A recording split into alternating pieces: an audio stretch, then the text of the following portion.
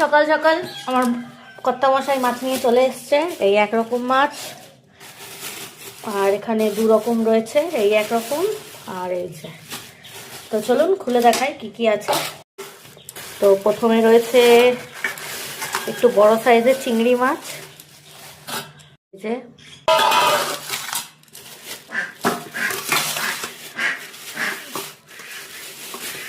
তারপরে রয়েছে এখানে ভোলা মাছ, 4 পিস ভোলা মাছ, একটু বড় সাইজেরই ভোলাগুলো রয়েছে, এই যে। আর রয়েছে হচ্ছে,